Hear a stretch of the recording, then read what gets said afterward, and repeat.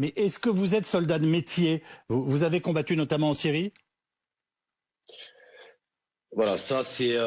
J'étais pas dans l'armée française à ce moment-là, mais c'est vrai que j'ai de l'expérience au combat dans ces pays-là, oui. Vous travaillez pour qui à l'époque?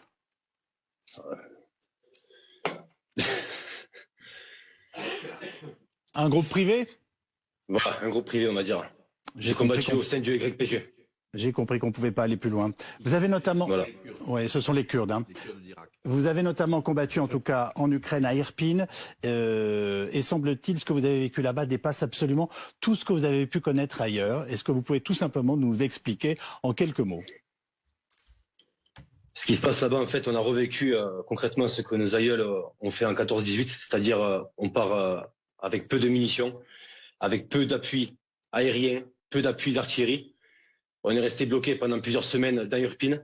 On a vraiment combattu jusqu'au bout. C'est d'ailleurs là que j'ai été blessé. Et le problème qu'il y a, c'est que, bon, j'ai entendu tout à l'heure sur le direct qu'il y avait de l'armement qui arrivait en Ukraine. Oui, mais pas pour nous, pas pour la Légion internationale ukrainienne. C'est pour l'armée ukrainienne, tout simplement. Mais nous, on est vraiment peu armés. Là, ça commence à s'améliorer, on va dire, depuis peu. Mais ça fait, depuis le début du conflit, quoi, c'est très difficile. Mais j'ai une question plus précise. En tant que volontaire français, et on vient d'entendre les difficultés concernant l'armement que vous venez de nous préciser, mais vous rendiez compte à qui? À l'armée régulière ukrainienne? Non. Je rendais compte à un colonel de la Légion internationale ukrainienne. Alors je précise que ces images que nous diffusons sont celles que vous nous avez fournies. Quelles étaient vos missions et finalement vos buts de guerre? Donc nous, en tant que volontaires de la Légion internationale ukrainienne, on nous envoyait en première ligne pour faire au début des missions d'infiltration et, comme on appelle ça dans le jargon, du nettoyage, tout simplement. Désolé de le dire comme ça, mais on y allait direct. Oui, est-ce qu'on peut être plus précis? On y allait directement pour déloger les Russes. On n'avait pas d'appui aérien, on n'avait pas d'appui d'artillerie. On y allait à pied. On était posé en véhicule, on va dire à 5 km de la mission. On y allait discrètement, on faisait ce qu'on avait à faire. Sauf que le jour où on est arrivé sur Irpin, on s'est retrouvé bloqué et encerclé. Et on a dû rester sur place pendant plusieurs jours, voire plusieurs semaines, quoi. Ces missions avaient pour but, en quelque sorte, de nettoyer le terrain pour l'armée régulière ukrainienne? En quelque sorte, mais surtout pour libérer les civils, parce qu'on n'a pas pu, on va dire, sauver tous les civils à Irpin. Je prends Irpin comme exemple. Oui.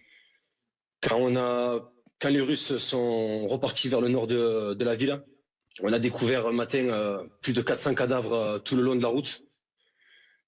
Et quand j'ai donné l'ordre à 2 de mes hommes de déplacer une femme, c'est là où on s'est aperçu en fait que les corps étaient piégés. Donc tous les corps en fait qu'il y avait, soit il y avait une mine en dessous, une mine antipersonnelle, soit une grenade à fragmentation ou défensive. Et je vous laisse imaginer les dégâts si on déplace un corps.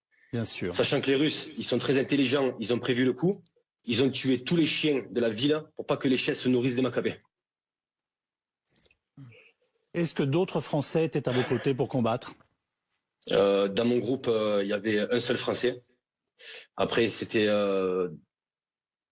moi, j'avais le commandement d'un groupe international, donc je veux dire, il y avait des Brésiliens, des Américains, Anglais, Allemands, Lituaniens. Il y avait un peu de tout, quoi. Dans quelles circonstances avez-vous été blessé et quelles sont vos blessures encore aujourd'hui? On a voulu attaquer 3 chars russes, donc ça s'appelle des BMP. On avait leur position. On est parti avec je suis parti avec un groupe de Géorgiens pour aller attaquer ces chars. On avait que des RPG sur nous, on n'avait pas le nouveau matériel qu'il y a maintenant. Sauf qu'au retour, on s'est perdu dans une forêt et vraiment à l'ouest de Irpin.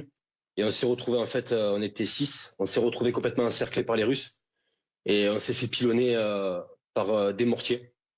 Et moi, j'ai été frappé par un premier mortier qui m'a complètement sonné et qui m'a fait basculer contre un arbre. Donc là, j'ai été touché à la hanche. Et à l'oreille, j'ai perdu 35% de l'audition à la gauche. Et après plusieurs vagues de missiles qu'on a reçus, j'ai reçu un missile à quelques mètres de moi. Mais heureusement que la terre, elle était molle. Il n'a pas explosé comme il fallait, mais j'ai quand même reçu beaucoup d'éclats. Et j'avais carrément l'œil et le visage en sang, quoi. Et j'ai perdu 45% de la vue à l'œil gauche, quoi. À l'issue de toutes ces opérations que vous meniez, pardonnez-moi, d'abord une question, quand il y a plusieurs nationalités qui fonctionnent ensemble et qui travaillent ensemble, comment communiquez-vous en anglais? Non. Donc moi je parle pas anglais. Je fonctionne, on va dire, un petit peu comme la méthode de la Légion étrangère, c'est-à-dire avec des cailloux, des objets, tout ça, et beaucoup de gestes. Je leur ai appris des gestes techniques, des gestes militaires que moi j'avais appris à l'époque. J'étais militaire au 4e régiment de chasseurs, et des gestes que j'ai appris aussi en Irak. Je leur ai appris tout ça en moins de 2 semaines, à la base d'entraînement de Yavorib, et après on est parti directement au combat, quoi. Pourquoi prendre la parole ce soir sur BFM TV?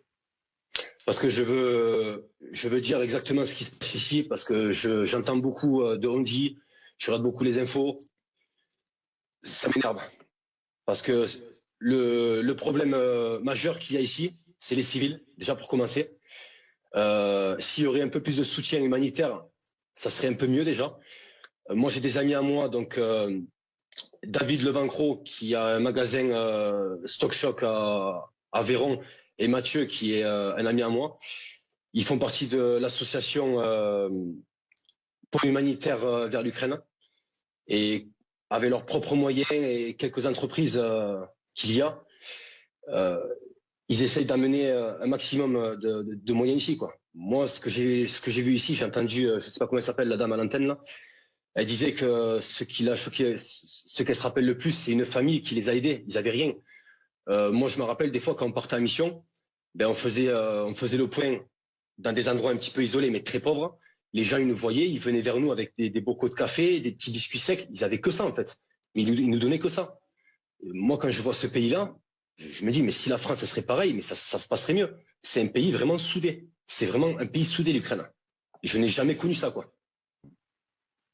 Vous n'avez jamais vu une pareille solidarité sur les terrains de conflit que vous avez traversés, et on a compris qu'ils étaient nombreux. J'ai une dernière question à vous poser. Est-ce que la Russie peut gagner cette guerre? Vous qui l'avez vécu de l'intérieur. Alors, oui et non. Je vais vous dire pourquoi. Non, parce que la Russie, ils sont commandés par des généraux qui maltraitent leurs hommes, il faut le savoir. C'est-à-dire que les soldats, ils ont le choix entre nos balles ou les balles de leurs officiers. C'est un petit peu comme à Stalingrad à l'époque, et ça se passe encore actuellement. Quand les soldats reculent, ils se font abattre par leurs officiers. Non, pourquoi? Parce qu'il n'y a pas de logistique au niveau de l'armée russe. À la rigueur, ils ont un bon appui par rapport aux Tchétchènes de Kadyrov, mais ça c'est encore autre chose. Mais s'ils mettent pas en place une logistique en béton, ils ne gagneront pas la guerre. Et oui, voilà, j'ai regardé les infos, je suis un petit peu les actualités. Poutine, il fait des menaces par rapport à ses têtes nucléaires, à ces missiles qu'il a. Pour moi, c'est la seule façon qu'il aurait de gagner, mais il perdrait dans tous les cas. Mais il n'y a pas que les militaires ukrainiens, ni la Légion internationale ukrainienne, ni la Légion géorgienne qui se bat ici. Il y a aussi beaucoup de civils. Ils sont beaucoup sur les checkpoints. C'est vraiment impressionnant. C'est vraiment très impressionnant. Ils sont d'une détermination, mais tout âge, je veux dire tout âge, quoi. Il peut y avoir des personnes de 70 ans comme des personnes de 15 ans, quoi. Vous venez de nous dire en tout cas qu'on ne fait pas non plus la guerre sans idéal. Merci beaucoup en tout cas d'avoir pris la parole ce soir, Dadou, puisque c'est votre surnom. Bon retour en France. Merci à nos invités.